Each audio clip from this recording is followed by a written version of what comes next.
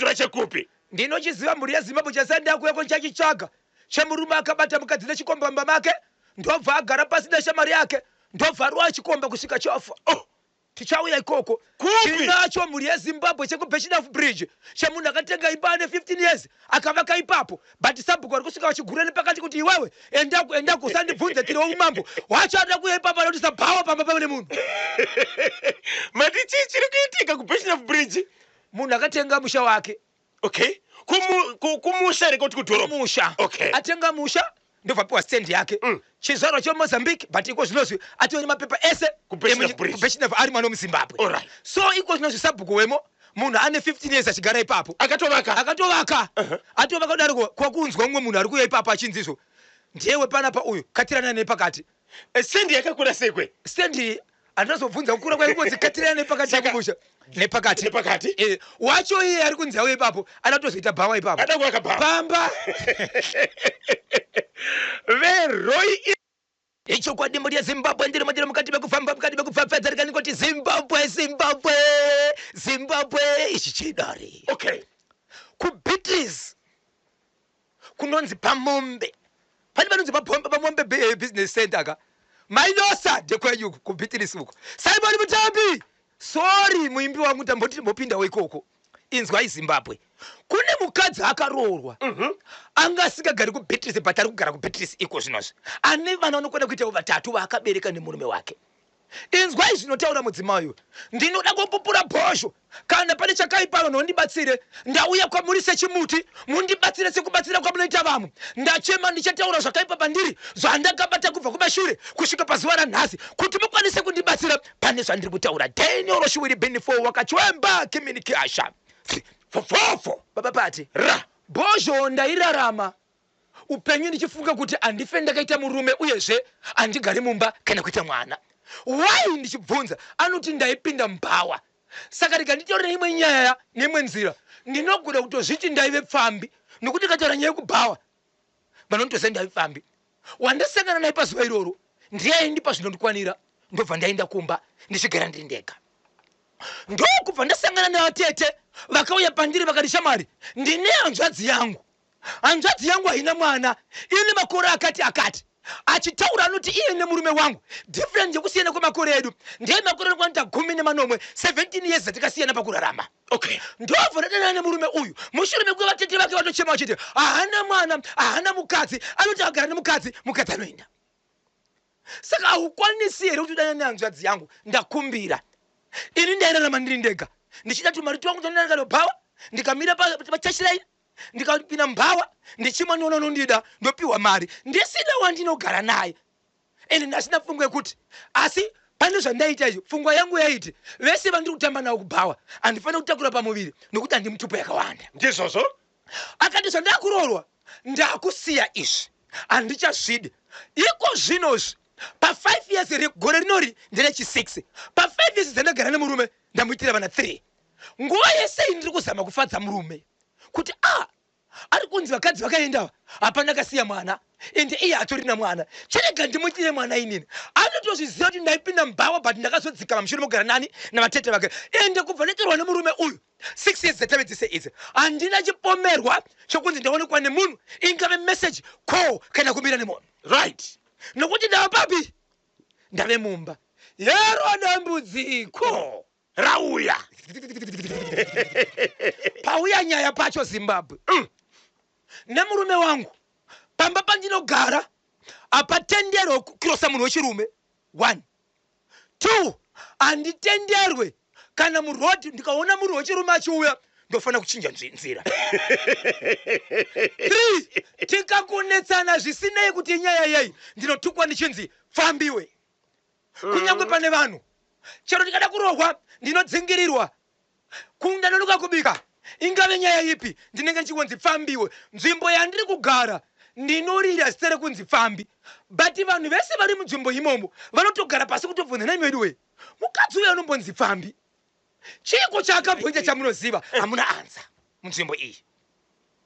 But chandiri kuziva ndechekuti inyaya yenhoroondo inozikanwa nemurume wangu kuti pandakatorwa inini ndaimboita nezvei ndizvo here Zimbabwe inini handichaiti chipfambi ndakasiyana nacho pandakauya ndira kumbobatwa handina murume wandakadanana naye nanhasi handisi kudanana nemunhu ndoita sei Zimbabwe ndinogara ndakamhanya ndinodzengerirwa muvhileji mune vanhu ndichinzi pfambi chero kuri imwe basa rekumunda ndinonzi pfambi patatukana pese ndinonzi pfambi chatanetena chese ndinonzi pfambi but ndakaita upfambi ndega ndisina murume uyu handiti tete wemurume womudzimai uyu ndiye akatoenda kunonyengetedza mudzimai kuti hanzvadzi yangu iri kutizwa nemadzimai saka unodi kuenda kunogara naye 5 years akaitirwa vana vangani 3 saka dambudziko riri papi iye anga asingazviziva here kuti mudzimai uyu ndo zvaaita kudhara ndatotaura kuti iye nhoroondo yake kumashure ndotoziva kuti akatombotongerwa nyaya yekudanana nemukadzi wemunhu but handizvitarise ndaive ndisinaye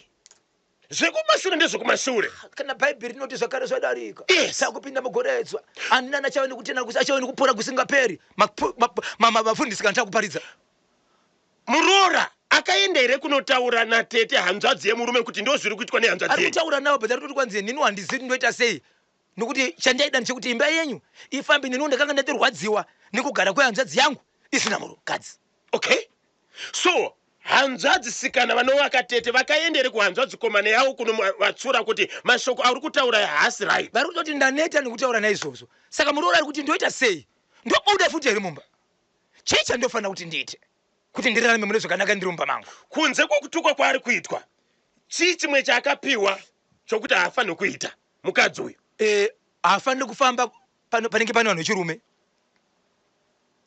pane vanhu vechirume haasvike akaona murume achibva kumberuko anofanira kuchinja roti pamba pakadarika kana kuonekwa bhutsu yechirume apo inzwai mukoma KB haana kana sendi rakaendesa kumba kwacho hana kuroora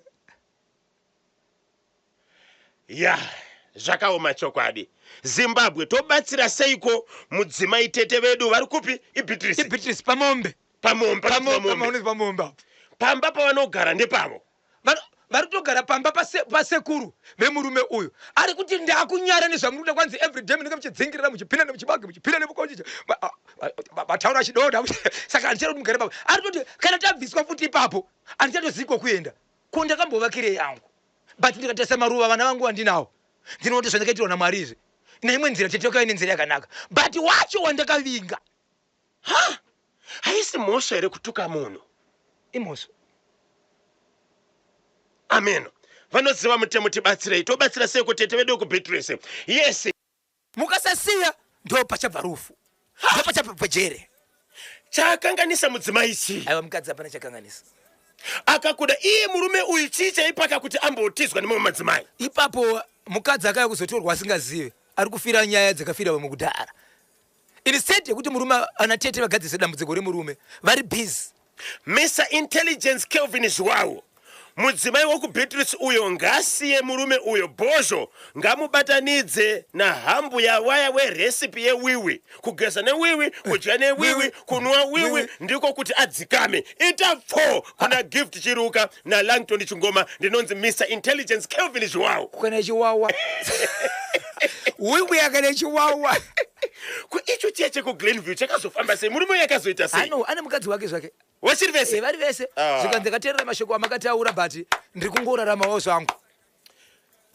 bamkuru veku Glenview ndo zvinoitwa nevarume apo amai mudzimai vache mabatiro anoita chimuti mukufamba kwedu tiri vasi aidi tiri vateketiva tiri vasi aidi tiri vateketiva mukufamba kwedu tiri vasi aidi tiri vateketiva tiri vasi aidi tiri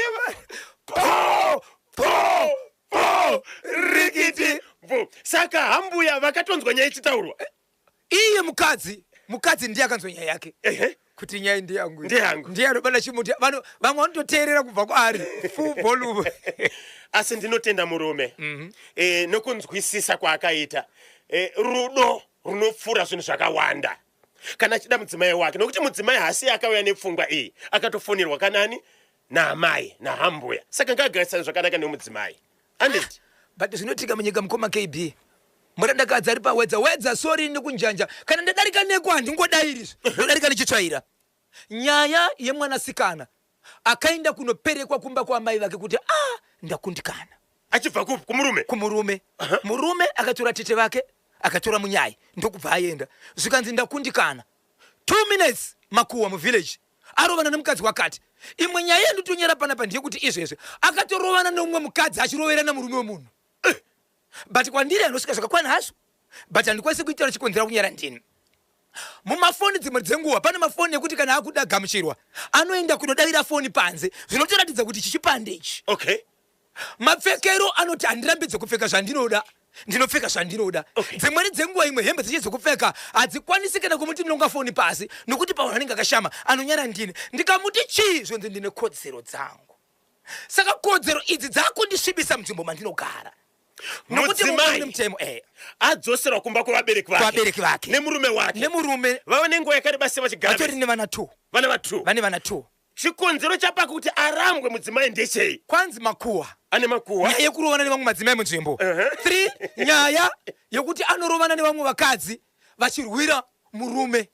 Iye aine murume wake. Shamari dzake dzaanotamba nadzo.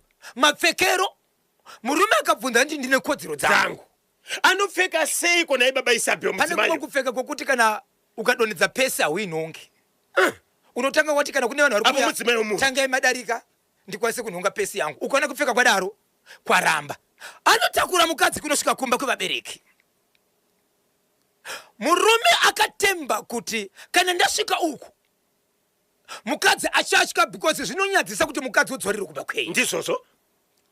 Achisvika ikoko mwanasikana vanatete vanyarara varondedzera nyaya yavo yese. Mwanasikana anoti kuna amai vake, baba vangu vakaenda ka handimozviziva mama kuti baba vakaenda. Chamuri kundituka nokundiudza chii mimi? Baba vangu sei vasipo pano? Takasiyana. Anonzi naamai zokunetsana izvozvo zvokutadza kuteerera izvozvo. Zvikanzi ndokusaka baba vangu vakaenda. Imi achidzamai mashoko iwani maenda izvezvi nzvimbo yamugere inoyi manetse kutorera vanhu varume. Imimi mumba muno munopinda vanhu vangani muno? Kutobva kwangu pano kuti ndirorwe inyaya yekuti ndanga ndaona kuti panapa inini ndichatozopesera ndabatwa nemaboyfriends enyu achichinjana pano. Saka munondiudza imimi ndobva simuka zvake ndakudzokera mumba kwangu. Kumba kupi futi? Kwabva nemurume iyoyo. Ari kusiya murume wake nevatete vakagara pamwe. Uyo amekuba kunde yekuba kunde vanhu varusara vachitevera vachinodzokera kumba varitomuona togara mbatobika. Shamari handikwanisi kugara newe pano kana usinganzwisisi usina kupedza nyaya kwenda kusiya kwino. Zvikanzi mutemo unoti panapa ndebo wangu pano, unoti panapa ndepangu panapa. Kana usingade wewe ibva pano ukangoti rova chete kupolisi. Kwanzi nemurume Zimbabwe ndoita sei? Akura sei kumudzimai uyu? 27 years. Ane vana 2. Vana 2. Zimbabwe 0713938538. Baba Isabel. Baba Pati. Ndoda kukomenta zvataura naPeter Zulu. Kana ndine zvangu zvakaitika kumashure.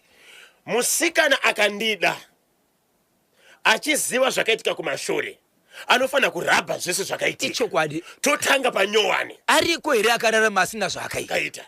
Amen. Ndimi munofamba neBhaibheri. Zvakanzi kudini muBhaibheri hanzi tora dombo ite sei? Zvikanzi izo mukadzi achinzi chifeve. Zvikanzi kana nemwanakomana waMwari Jesu anozviti iye haana kumbokanganisa ngatorebwe atake mukadzi uyo.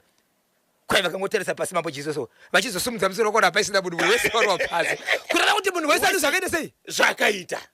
Pamwe dai taiva potista sara chiti mukoma. Ndizvo. Jesu chiri sara muzuru. Taitora matombo kuti hai wadobu lakaipa. So Zimbabwe kutaurira chokwadi kana wada munhu anditika tangai pa fresh page. Zvakaitika kumashure zvakaitika kumashure. Tombosiya. Tozvikanganwa. Hazvisi zvedu. Yes. Ko iye mudzimai uyu akadawo kutuka nokufamba neshoko rezvakaitika nemurume uyu. Atoti anotoziva kuti murume uyu akatombotongwa nemhosva yekutora mukadzi wemwe. Yes. But hazvitauri. Zvasimo panguva yake. Kana asisade mwene varidzi ngamusiye. Mudzimai uyu kana sade murume kana kuti achiruda murume ngaende kumatare edzimhosva. No, murume uyu pane shoko ratorwa namai Nosere kunzi ngaarambe murume. Pipe apachashandiswa stere kuti ngarambe murume. Nokuti mukadzi uyu anga achida murume. But zvakukonzeresa ndizvakuramba. Anonzi akusiya murume. Okay. Kwete kuti akuramba murume. Akusiya murume nekuda kwezvikonzero. Tino kusvika pakuti murume achitora phone. Mushure mekuti murume angaona message. Yekuratidza kuti mukadzi uyu ane munhu wakambodanana naye. Okay. Asati aroorwa. Asi murume akazviziva kuti vakambodanana nemunhu, but haana kumboona anawo hake, but akaona message mukadzi uyu achitaura zvaanonetsana nemurume uyu mumba achiudza ex wake. Mukadzi ari kuudza ex zvari kunetsana nemurume. Tine nzvimbo inonzi Mickey Joe handiti munhu muHarare. Hapana pabudiriro. Pa Mickey Joe. Pa Mickey Joe.